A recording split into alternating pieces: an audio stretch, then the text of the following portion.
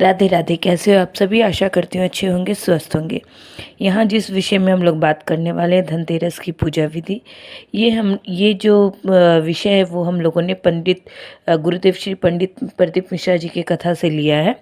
हिंदू धर्म के अंतर्गत माता लक्ष्मी का जहाँ पूजन होता है, माता लक्ष्मी की जहाँ आराधना होती है, वहाँ से दरिद्रता को बाहर निकाल दिया जाता है।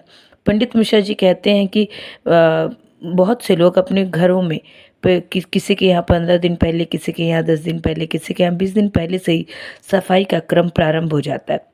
बार बार बार घर की झाड़ू लगाना, पुताई करना, सफाई करना, जो बेकार सामान है वो सब बाहर रखना, जो अनयूज्ड है उसे दान कर देना, और भी बहुत कुछ, मतलब इनडायरेक्टली कह सकते हैं कि घर को सुरक्षित रखना जाता है।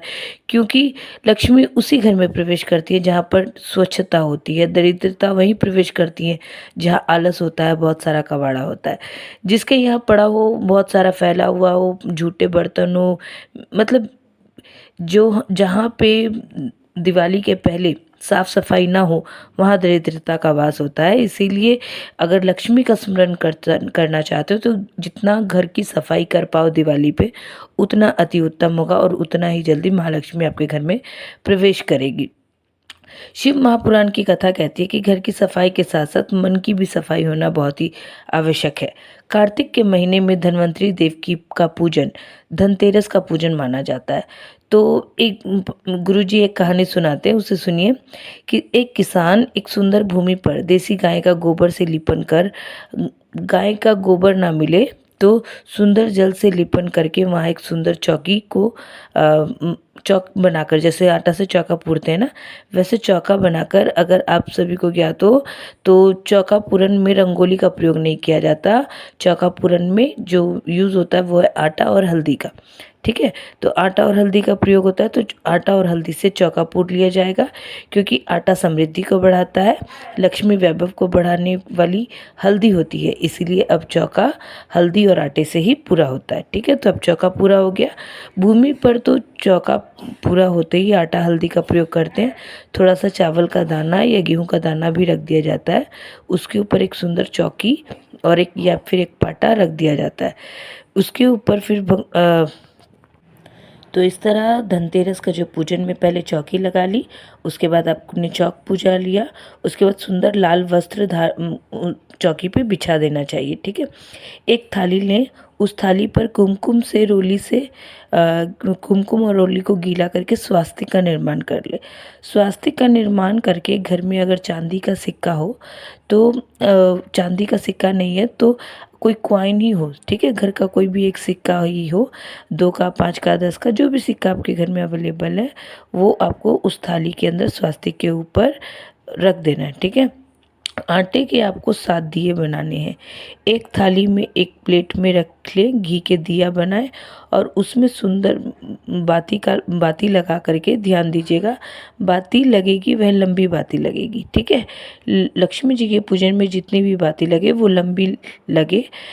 उसके बाद घी के साथ उसको प्रज्वलित, घी भर के उसको प्रज्वलित कर लेंगे। ठीक है, उसके बाद क्या करना है, एक दिया तेल का लगाना है।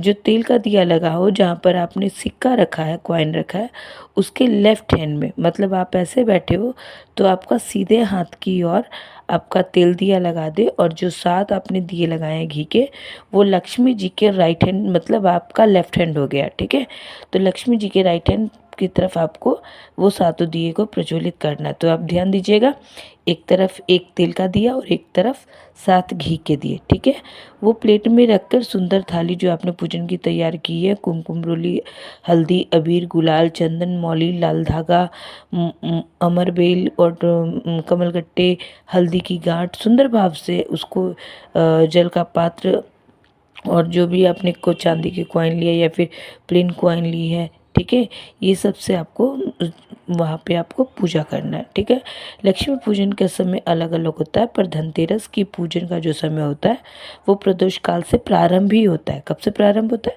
प्रदोष काल से। ठीक है, क्योंकि शिव के द्वारा ये जो प्रदोष है वो प्रदोष काल शिव के द्वारा निर्मित है। लक्ष्मी पूजन का जो भी आप पूजन करेंगे कुमकुम आदि से, पूजन करने के बाद वो जो दोनों सिक्के हैं, चांदी के और नॉर्मल कॉइन जो भी आपने रखा है, वो दोनों सिक्कों को आप उठा लेंगे। दोनों कॉइन जो चांदी हो या फिर नॉर्मल हो, जो भी, उसे उठा करके उसके ऊपर आपको कलावा और मूली को लपेटना है।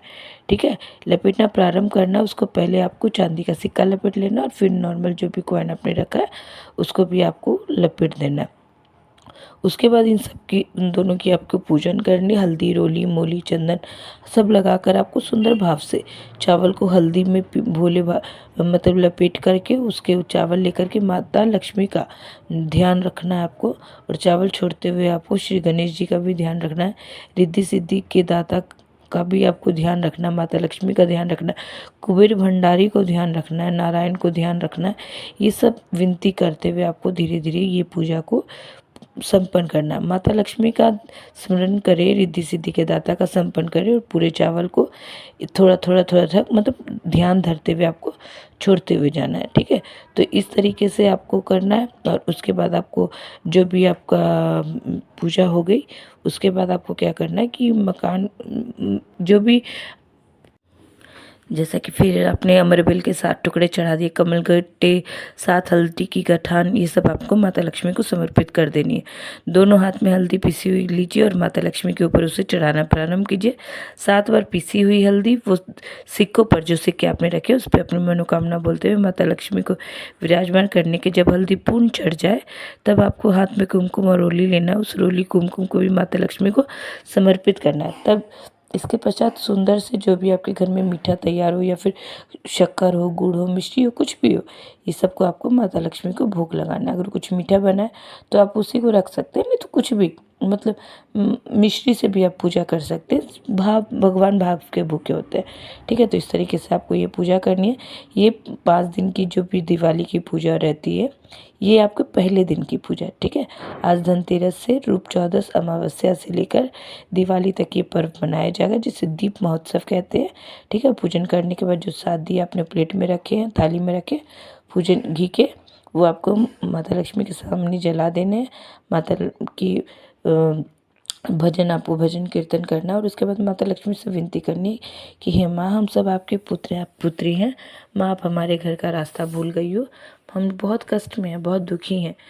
इसीलिए हे कुबेर भंडारी, है कुबेरेश्वर महादेव पर विश्वास करके हमने आपका यथासंभव आपकी पूजा की है। आप हमारी पूजा से प्रसन्न हो और हमारे घर में विराजमान हो।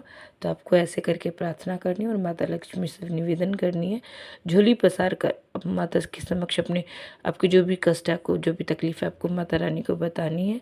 और उसके बाद आपको बारंबार माथा टेक करके माता रानी को प्रणाम करना है। और फिर ये जो दिए आपको दिए, वो अलग अलग स्थान में घर में ही, अपने घर के अलग अलग स्थान पे, रसोई घर में, मेन गेट पे, आंवला पेड़ पे, बेल के पेड़ में, तुलसी जी में, इस तरीके से आपको सारे जो दिए अपने 7 दिए लगाए थे लक्ष्मी जी के समक्ष, वो आपको सब जगह जाके लगाना है और माता रानी से प्रार्थना करनी कि माता रानी, माँ लक्ष्मी स्थायी रूप से आपके घर में निवास करे। राधे राधे।